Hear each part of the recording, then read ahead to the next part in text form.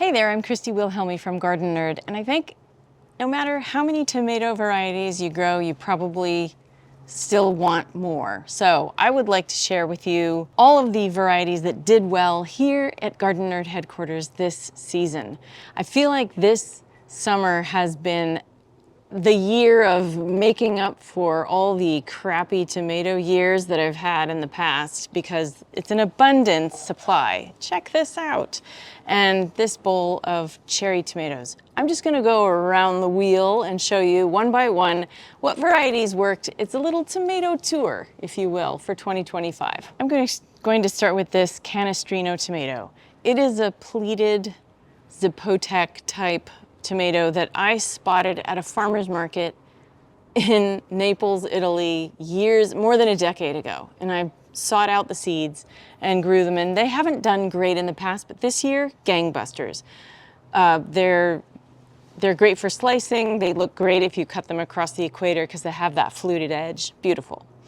Second, and this is I think one of my favorites, is Black Vernissage. And Black Vernissage is one of those stripy, black striped on red or orange tomatoes.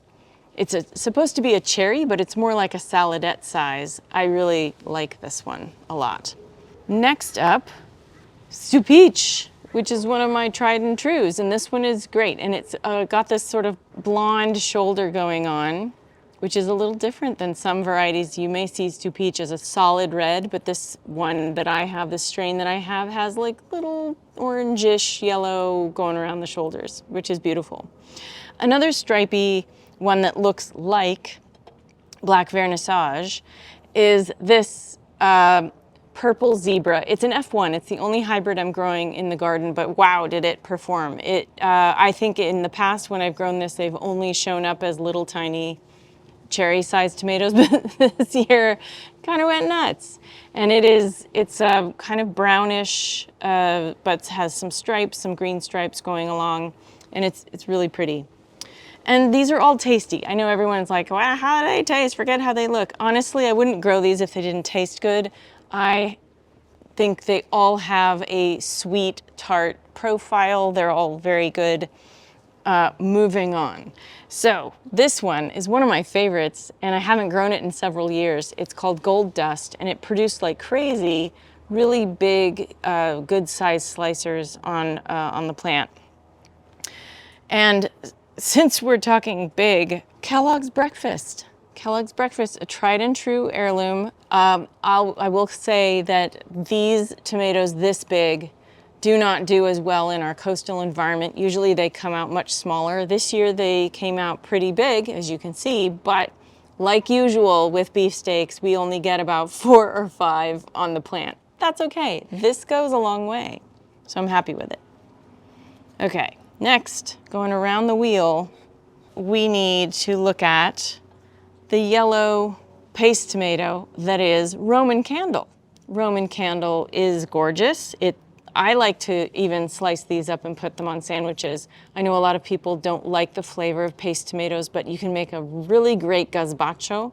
If you were to do a San Marzano like this one and a yellow Roman Candle in like a pureed gazpacho with some garlic and basil, and then pour them into a bowl at the same time, you get this, it's beautiful, and it works great with those paste tomatoes. Our last one in the middle here is one of my favorites. Actually, I've got 2. I'm kind of a fan of stripy. All right, so this is striped Roman, which is another paste tomato that is stripy. But this is my new favorite. It's a plum paste tomato called Russian Queen. And Russian Queen they look very similar, but you can see the difference in shape. They're both low water, so they're great for making sauce with or slicing and putting on things that you don't want to make a mess with. So any of these will work. Now, let's finish this off with the cherries. I have 2 different cherries in here that have done really, really well. We'll start with Sunrise Bumblebee. Sunrise Bumblebee, and I'll take this one here, another orange blush stripe type teardrop shaped, not really teardrop. Most of them are a little bit oblong, not round. And they are sweet and prolific and beautiful, and you should grow them. But the number one cherry tomato that has my heart forever is Napa Chardonnay. Napa Chardonnay grows like crazy in this garden. It has every year. It's been a wild producer for us. It has a kind of purplish blush around the shoulders.